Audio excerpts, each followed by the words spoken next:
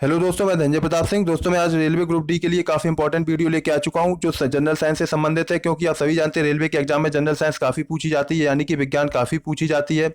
मैं आपके सामने 1000 क्वेश्चन लाऊंगा जो काफ़ी इंपॉर्टेंट क्वेश्चन होंगे, जो आपके एनटीपीसी 2016 के एग्जाम में पूछे गए हैं, जो आरआरबी एएलपी में पूछे गए हैं, जो आरआरबी ग्रुप डी में पूछे गए हैं, और आरपीएफ कांस्टेबल और आरपीएफ एसआई में पूछे गए थे, और जो काफ़ी बार रिपीट भी हुए थे। काफ़ी इंपॉर्टेंट क्वेश्चंस वो सारे यहाँ पे डिस्कस किए जाएंगे, और इन्हें अगर आप सही से तैयार कर लेंगे, याद कर लेंगे, तो ये समझिए कि इनसे बाहर कुछ फिर आने वाला नहीं है आपका। तो आप बिल्कुल अच्छी तरीके से पढ़िए और अच्छी तरीके से देखिए। वीडियो अच्छा लगे तो शेयर ज़्यादा से ज़्यादा जरूर करिए, और मैं टारगेट रखता हूँ लाइक का कम से कम 1000 लाइक जरूर होना चाहिए इस वीडियो में, कम से कम। जब आप ज़्यादा से ज़्यादा शेयर करेंगे, लाइक करेंगे, तो मैं इस सीरीज को आगे रखूंगा और आगे बढ़ाऊंगा इसको। तो आप लोग इसको लाइक शेयर जरूर करिए। दोस्तों, ये जो 1000 क्वेश्चंस की सीरीज है, ये काफ़ी इंपॉर्टेंट है। आप बिल्कुल पार्ट 1 ये देखिए। पार्ट 1 में आपके 1 से लेकर 100 तक क्वेश्चन डिस्कस किए जाएंगे, और अगर आपने अभी तक मुझे अनअकैडमी फॉलो नहीं किया तो फॉलो भी कर लीजिए। वहाँ पे भी काफ़ी इंपॉर्टेंट क्वेश्चन आपके साथ डिस्कस किए जाते हैं। वहाँ पे काफ़ी इंपॉर्टेंट क्वेश्चन हैं, वो भी जरूर देखिए वहाँ पे सारे वीडियो, क्योंकि यहाँ पे मैंने एनटीपीसी के लिए और ग्रुप डी के लिए आपके लिए काफ़ी वीडियो अपलोड किए हैं, जैसे कि रीजनिंग के हैं, काफ़ी सारे टॉपिक अपलोड किए गए हैं। चलो क्वेश्चन डिस्कस करते हैं जो काफ़ी इंपॉर्टेंट है। वन लाइनर इसलिए लेके आए हूँ, इससे जल्दी जल्दी आपको क्वेश्चन काफ़ी सारे पता भी लग जाएंगे। जैसे कि यहाँ पे आता है कि एंजाइम क्या होते हैं, तो एंजाइम क्या होते हैं? प्रोटीन होते हैं। एंजाइम एंजाइम प्रोटीन होते हैं। काफी सिंपल क्वेश्चन था, लेकिन ऐसे आ जाता सीधे, तब आप लोग बहुत से लोग नहीं कर पाते। अब यहाँ पे आता निम्न में से किसकी धारण क्षमता अधिक होती है, तो किसकी धारण क्षमता अधिक होती है? तो इस्पात की होती है धारण क्षमता अधिक, सबसे ज्यादा। अब एक तरह ये कह सकते हैं क्या मजबूत कौन सी चीज़ होती है? धारण क्षमता का मतलब जो मजबूत होती है, इस तरीके से कह सकते हैं, और जो लचीली होती है। अगर दो बिंदुओं के बीच में विभवांतर को मापने के लिए किसका यूज किया जाता है, किसको उपयोग करते हैं? तो वोल्ट मीटर का उपयोग करते हैं। किसका? वोल्ट मीटर का। अतः पराग कणों के अध्ययन को क्या कहा जाता है? तो क्या कहा जाता है? पॉलिनोलॉजी कहा जाता है। जो पराग कणों के अध्ययन करते हैं उसे पॉलिनोलॉजी कहते हैं। अब अतः सूर्य द्वारा उत्सर्जित किया जाने वाला सर्वाधिक चमकीला रंग कौन सा है? तो चमकीला रंग कौन सा है? पीला रंग है। सबसे ज्यादा चमकीला पीला रंग है। और जो दूर तक दिखने वाला रंग कौन सा होता है? तो लाल रंग होता है। कौन सा? लाल रंग होता है, जो दूर तक दिखता है। और जो सबसे कम दूर तक दिखता है वो कौन सा होता है? बैगनी रंग होता है। अब आता है यहाँ पे दूध। जब दूध खट्टा बन जाता है तब दूध में कौन सा उत्पादन निर्मित होता है? तो कौन सा उत्पादित निर्मित होता है? लैक्टिक अम्ल। यानी कि देखो, दूध में पूछा जा सकता है कि कौन सा एसिड पाया जाता है, दूध में कौन सा एसिड पाया जाता है? तो कौन सा एसिड पाया जाता है? लैक्टिक एसिड पाया जाता है दूध में। ये क्वेश्चन सीधे सीधे आपके एग्जाम में आता है। लेजर के समर्थन में वैज्ञानिक सिद्धांत का सर्वप्रथम किसने प्रस्तुत किया था? तो किसने किया था? मैक्स बेल ने किया था। मैक्स बेल ने ये प्रस्तुत किया था।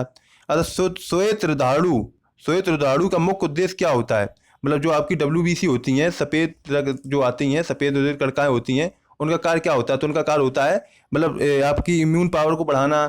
इम्यून पावर जो आपकी शरीर की रोग प्रतिरोधक क्षमता होता है उसको बढ़ाना, इस तरीके से उसका कार्य होता है। और जो आपकी RBC होती हैं, उसका कार्य क्या होता है? उसका कार्य होता है शरीर में ऑक्सीजन को मतलब प्रभावित करना, शरीर में ऑक्सीजन को प्रभावित करना। और जो आपकी RBC होती है उसमें क्या पाया जाता है? RBC में पाया जाता है आपका हीमोग्लोबिन। इसी कारण वो लाल रंग का होता है। और खून का भी रंग किस लिए होता है? इसी कारण होता है, RBC के कारण। अगर दालें किसका प्रमुख स्रोत होती है? तो किसका स्रोत होती है? प्रोटीन का स्रोत होती हैं। इसमें ज़्यादातर प्रोटीन पाई जाती है सबसे ज़्यादा। नेत्रदान में दाता कौन सी आँख का कौन सा भाग देता है? तो कॉर्निया देता है दोस्तों। अब यहाँ पे आता है कि जब प्रकाश का अपवर्तन होता है, जब प्रकाश का अपवर्तन होता है तब निम्न में से किस में कोई परिवर्तन नहीं होता है? तो किस में नहीं होता? तरंग दैर्ध्य में कोई परिवर्तन नहीं होता है।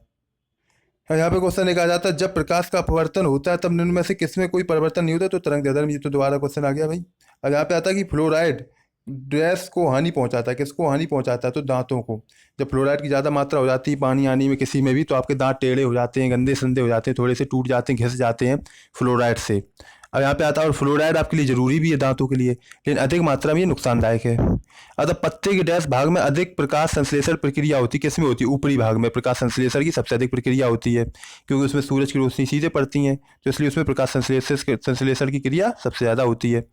अतः चावल को बार बार धोने पर कौन सा विटामिन खत्म हो जाता है? तो विटामिन B6 उसमें खत्म हो जाता है। और यहाँ पे आता है, और जो चावल होता है इसमें प्रोटीन नहीं पाया जाता है। ऐसे क्वेश्चन आ जाता है किस में प्रोटीन नहीं पाया जाता है? तो किस में नहीं पाया जाता है? चावल में नहीं पाया जाता है।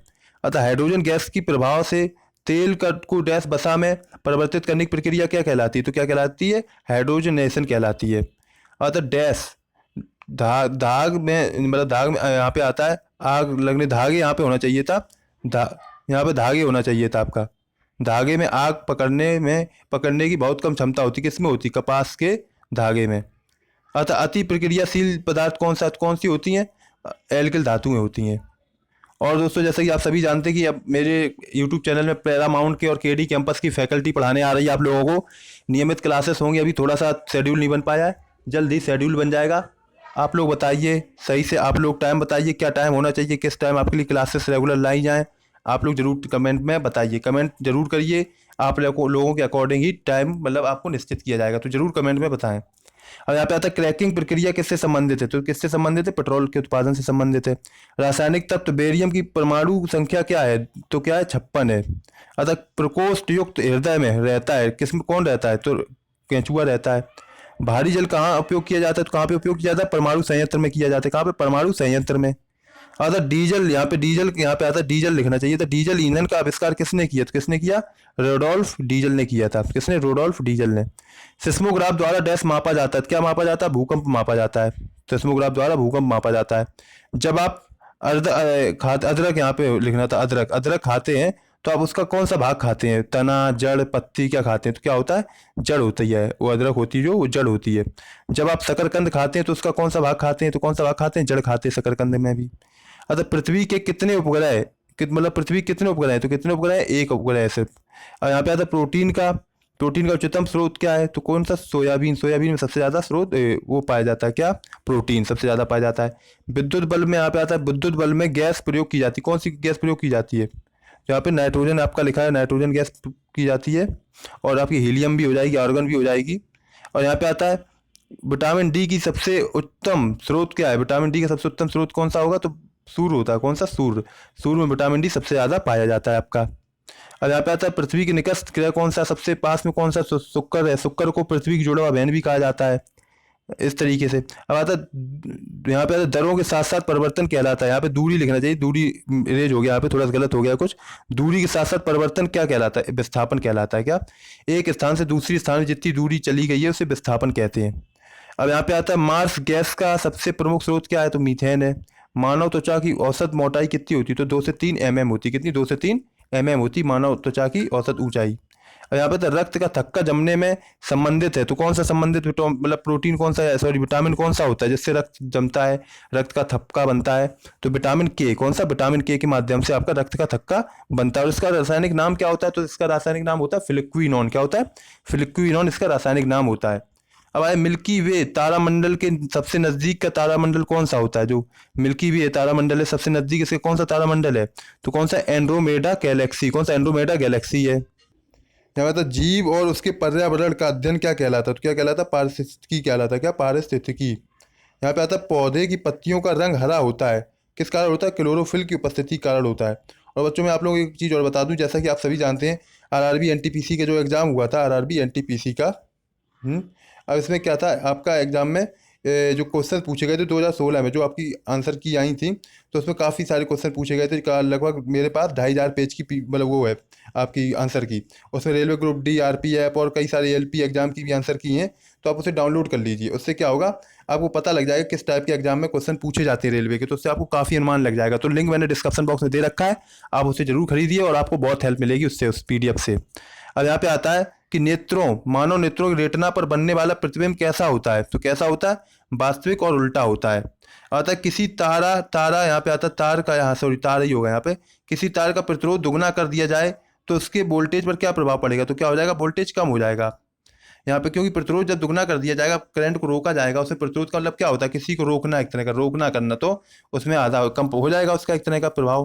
अब आता है जीएसएम है, क्या है, तो global system for mobile communication है, कि इसको जीएसएम कहते हैं। इससे होती है जो जीएसएम सिम, सीडीएमए और जीएसएम सिम होती हैं, तो ये वही है। यहाँ पे आता है डीएनए का विस्तार है, क्या है इसका मतलब, यानी कि फुल फॉर्म क्या है, तो क्या डीऑक्सी राइबो न्यूक्लिक एसिड इसका फुल फॉर्म है डीएनए का। और ये आप जीएसएम का तो समझ ही चुके हैं, इसका जो फुल फॉर्म था क्या, global system for mobile communication. RAM का विस्तार क्या होता है, तो रैंडम एक्सेस मेमोरी होता है इसका नाम, फुल फॉर्म।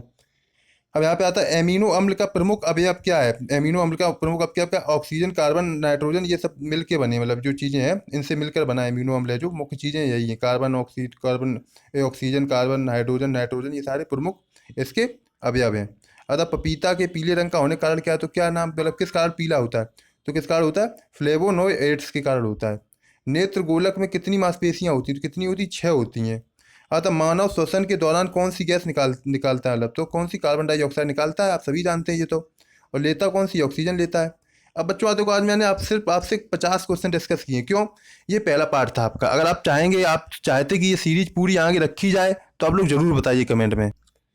ये मैं दावे के साथ कह सकता हूँ कि जो ये 1000 क्वेश्चन आपको बताए जाएंगे, साइंस में इससे बाहर क्वेश्चन आएंगे नहीं। तो आप लोग बिल्कुल बताइए जरूर कमेंट में करके कि आप लोग इस टाइप की वीडियो पाना चाहते हैं। अगर आप आगे और पाना चाहते हैं इस टाइप की वीडियो, तो आप जरूर कमेंट में बताइए कि आपको क्या, और शेयर करिए जब चाहेंगे। आप ज़्यादा लोग कहेंगे, और जो मैंने लाइक का टारगेट दिया 1000 का, तभी हो पाएगा जब आप लोग शेयर करेंगे। ज़्यादा लोग शेयर करेंगे, वीडियो देखेंगे, तभी ये 1000 लाइक हो पाएंगी।